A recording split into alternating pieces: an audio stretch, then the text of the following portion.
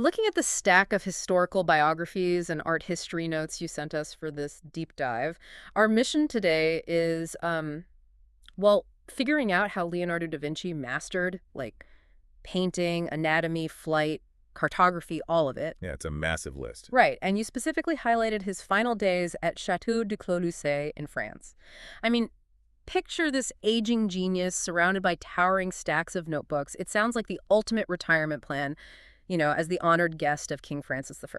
Well, except the documents you provided point to a really compelling historical theory, that he wasn't just a guest. He was actually more of a luxury prisoner. A luxury prisoner. Wait, really? Yeah, given the political climate of the 1510s, Francis wanted Leonardo's brilliant mind exclusively for his own court, so leaving wasn't really an option for him. Oh, wow. But to understand how he ended up in this golden cage, we have to look at the core operating principle from your research. Leonardo believed you couldn't draw the world accurately without first understanding the actual mechanics of how it worked. Right, and that starts in 1460s Florence. He's apprenticing under Andrea del Verrocchio in this highly competitive hub of humanist philosophy. Exactly, where human observation was valued over pure religious doctrine. Right. And the legend says Leonardo painted an angel in Verrocchio's baptism of Christ so lifelike that his boss literally put down his brush and retired. I mean, it's like an intern completely outshining the CEO. But how does a teenager achieve that level of realism? Well, he wasn't just practicing brushstrokes. He was essentially reverse engineering the human body. By dissecting cadavers, right. Exactly. Mm-hmm. He realized you can't accurately paint a believable smile or, say, a turning neck unless you understand the exact mechanics of the muscles and tendons underneath the skin. It's like an engineer looking at a car engine while everyone else is just looking at the paint job. Like, he wasn't painting a smile, he was painting the 40 specific muscles required to pull the lips upward. That's a great way to put it. He saw the human body as a lesser world, a perfect microcosm of the universe. But, I mean, I have a hard time believing one guy did all this alone.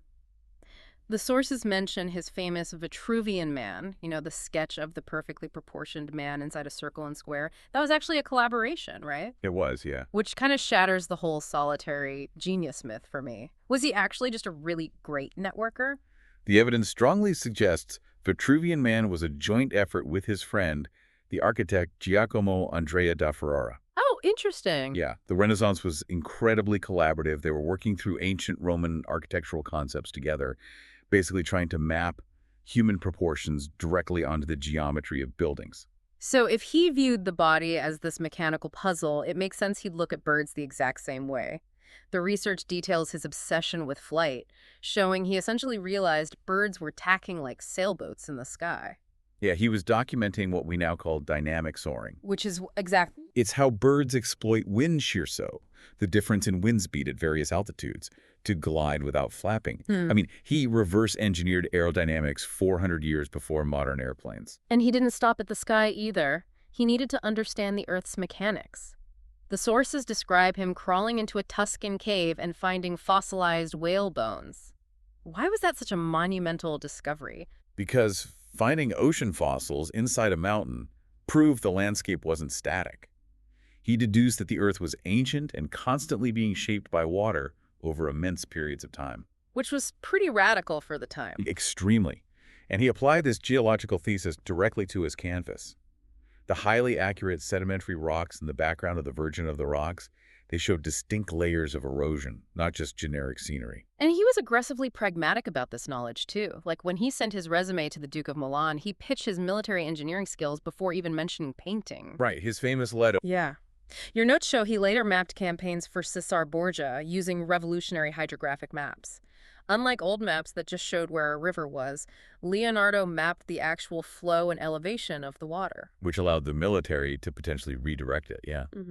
And that purely empirical, data-driven approach to everything is exactly what sparked his bitter ideological clash with Michelangelo. The ultimate Renaissance showdown. Because Michelangelo saw art as a spiritual calling, right? Like, his job was to liberate a divine soul already trapped in the stone. Precisely. So to Michelangelo, Leonardo's clinical obsession with mechanics and anatomy just felt cold. Right, like he was missing the point. Exactly. Yeah. He viewed Leonardo's work as a scientific experiment rather than a true pursuit of the divine. Which brings us back to our luxury prisoner at Clos Lucé.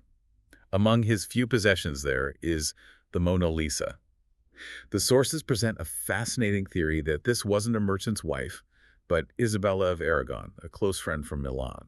Yes, scholars point to the mourning veil she's wearing and her facial structure, which actually matches Aragon royal portraits perfectly. Wow.